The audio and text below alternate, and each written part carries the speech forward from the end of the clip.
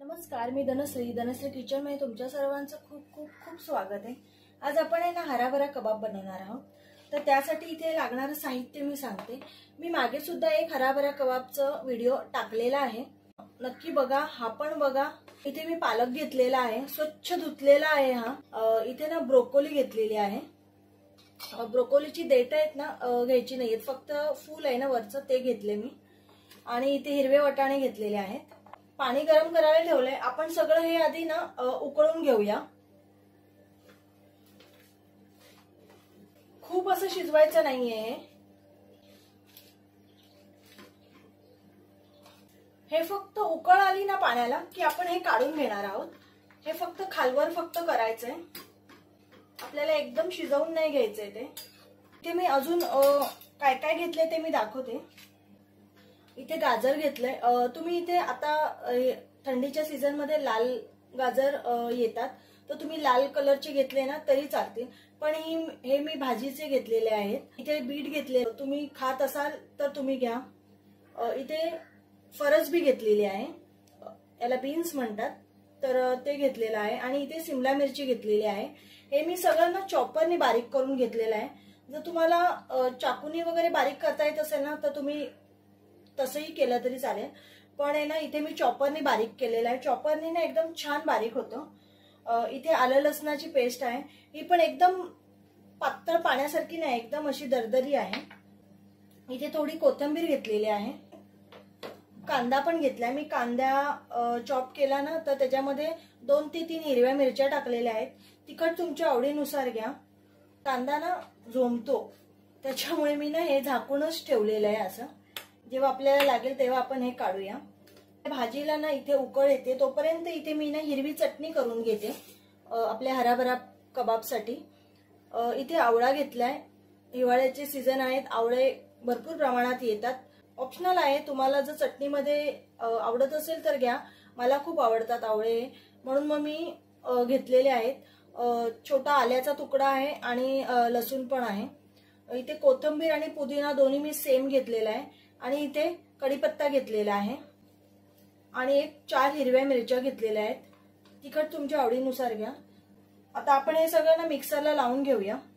कोथिंबीर आणि पुदिना मी आधीच धुवून ठेवलेला होता। ह्याच्यात आहे ना चवीनुसार मीठ टाकायचंय। मी ना थोडं जिरं घेतलंय, ह्याच्यातच थोडं ना हिंग पण टाकूया आपण। हिंग टाकल्यावर पण चटणीला ना एक छान वेगळीच टेस्ट येते, मस्त। मिक्सरला लावून घेऊया। इथे ना चटणी वाटून घेतली आहे। 1-2 चमचे दही टाकणार आहे। तुम्ही नुसती डायरेक्ट हिरवी चटणी सुद्धा अशी खाऊ शकता। आणि थोडीशी मी ना साखर टाकली आहे। दही थोडं आंबट आहे ना, म्हणून त्याला बॅलन्स करण्यासाठी मी थोडीशी साखर टाकली आहे। इथे आपली चटणी वाटून झालेली आहे। हा पण गॅस मी बंद केलेला आहे। अगदी सेम कलर आलाय की नाही जसा हॉटेलमध्ये मिळतो तसा। आणि चवीला पण इतकी छान झाली आहे ना, मी चव घेऊन बघितली, अप्रतिम झाली आहे। ह्याचं पाणी मी काढून घेतलंय आणि चाळणीमध्ये हे नितळायला ठेवलेलं आहे। हे थोडं थंड झालं ना की मी चॉपरने बारीक करून घेणार आहे। तुम्ही मिक्सरमध्ये पण बारीक करू शकता। इथे आता मी एक टोप ठेवलेला आहे, 1 चमचा तेल टाकलेला आहे। आपण ह्याच्यातच आलं लसूण कुटून घेतलेलं आहे ना ते टाकते। आलं लसूण जरा गरम झालं ना, लालसर झालं ना की आपण कांदा टाकून घेऊया। कांदा आणि मिरची मी हे दोन्ही चॉप केलेलं आहे, हे टाकते। जर तुम्ही एकदम लहान मुलांसाठी करत असाल ना तर मिरची टाकू नका, थोडंसं तिखट टाकलं तरी चालेल।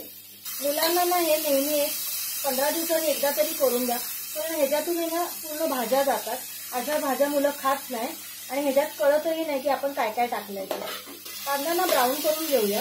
मी ना चॉपरमध्ये बीट केलं चॉप आणि मग कांदा टाकलाय ना, त्यामुळे तो कांद्याला लाल रंग आलेला आहे। आता ह्याच्यावर ना आपण थोडे थोडे मसाले टाकून घेऊया। अर्धा चमचा हळद टाकली आहे, 1 चमचा धणा पावडर आहे आणि 1 चमचा जिरा पावडर टाकूया। थोडंसं तिखट आहे हे घरचं। आमचूर पावडर घेतली आहे। जर तुमच्याकडे आमचूर पावडर नसेल ना तर चाट मसाला घेतला तरी चालेल, किंवा ना अर्धा लिंबू पिळायचा तोही चालेल। थोडं ना असं आंबट छान लागतं चाट मसाल्याने किंवा आमचूर पावडरने। तर तुमच्याकडे डाळिंबाची पावडर असेल ना ती सुद्धा टाकली तरी चालेल। मसाले करपतील त्याच्या आधी आपण ह्या भाज्या थोड्या गरम करून घेणार आहोत। अगदी शिजवायच्या नाहीयेत, फक्त ह्याच्यातलं पाणी आहे ना ते थोडं आपल्याला ड्राय करून घ्यायच्यात, बाकी काय नाही. त्याच्यामध्येच कोथिंबीर पण टाकून घेऊया. थोडं मीठ टाकायचंय आणि एक 2 ते 3 मिनिटांसाठी फक्त या परतून घ्यायच्यात. इथे 2 मिनिटं झालेले आहे. मी आता इथे काश्मीरी लाल टाकतेय 1-1.5 चमचा. तुम्ही जर जास्त तिखट खात असाल किंवा तिखटच खात नसाल तर तुम्ही हे नाही टाकलं तरी चालेल. आणि आता आपण हे पण जे वाटाणा, पालक आणि ब्रोकोली आपण जे बारीक करून घेतलंय ना ते पण टाकू. हे पण आपल्याला ना फक्त सुकं करून घ्यायचंय. पाण्याचं प्रमाण आपल्याला एकदम सुकं करायचंय. हे छान हलवून घेऊया. फक्त हे 2 मिनिटं आपण ठेवून घेऊया. हे जे भाज्यांचं मिश्रण आहे ना, बघू शकता याच्यातलं पाणी ना पूर्ण गेलेलं आहे आणि एकदम असं सुकं झालेलं आहे. इथे आता गॅस बंद करून आहे ना हे पंख्याखाली नाही तर असंच आहे ना पूर्ण थंड करायचंय. हे मिश्रण आहे ना पूर्ण गार झालेलं आहे. आता ह्याच्यामध्ये ना आपण एक 3 चमचे मी कॉर्नफ्लॉवर टाकणार आहे.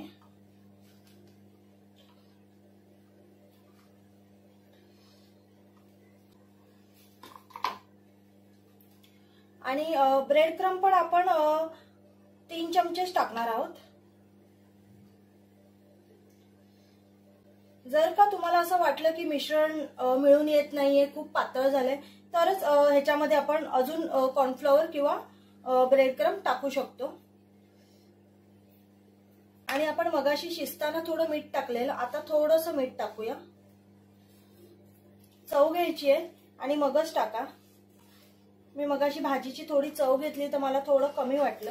हे सगळं ना मिक्स करून घेऊया. जर आपल्याला वाटलं ना तर आपण अजून 1 किंवा 2 चमचे कॉर्नफ्लॉवर आणि 2 चमचे ब्रेड क्रम्ब असं हे टाकून घेऊया. हे पीठ आता मी मळून घेते. मी हे ना मळून घेतलेलं आहे. आता हे आपण असं एक 5 मिनिटं ठेवून घेऊया. मला अजून आहे ना मी ह्याच्यात 2 चमचे कॉर्नफ्लॉवर आणि 2 चमचे ब्रेड क्रम्ब हे पुन्हा टाकलेलं आहे. मला लागलं कारण पीठ मळत नव्हतं. इथे ना 5 मिनिटं झालेली आहेत. आधी आपण ह्याचे सगळे पेढे बनवून घेऊया. इथे मी थोडं लावायला ना कॉर्नफ्लॉवर घेतले. लहान मोठे किंवा तुम्हाला वेगवेगळा शेप करायचा असेल तर तुम्ही ते पण करू शकता. हे मी गोल साधं केलंय अशा प्रकारे. आणि इथे एक अख्खा काजू असतो ना त्याचा अर्धा केलेला आहे मी. आणि हे कॉर्नफ्लॉवर आहे ना काजूच्या इथे मागच्या साईडला लावून घ्यायचंय. म्हणजे जेव्हा आपण फ्राय करतो ना तेव्हा ते मिश्रण आहे ना सेपरेट होत नाही. हे बघा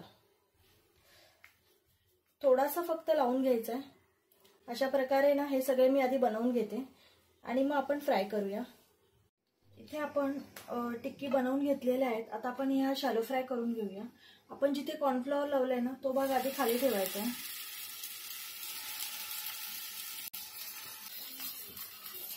हे डीप फ्राय पण करू शकता. थोडंसं मी तेल टाकते. तेल थोडं कमी आहे. छान हे दोन्ही बाजूनी गरम करून घ्यायचे. एक साइड आहे ना छान गरम झालेली आहे. आपण पलटी करून घेऊया.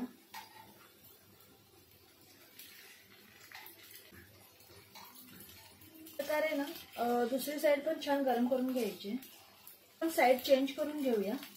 3-4 मिनिटं ठेवून घेतलं मी. इथे पुन्हा आपण 2-3 मिनिटं ठेवून घेऊया.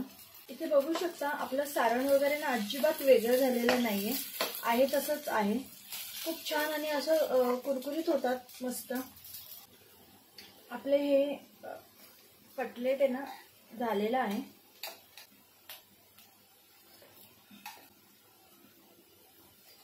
आपले हराभरा कबाब आहेत ना झालेले आहेत. तुम्ही याला कटलेट पण म्हणू शकता.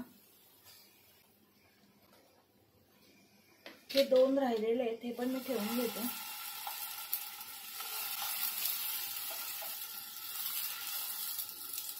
इथे आपले हराभरा कबाब झालेले आहेत.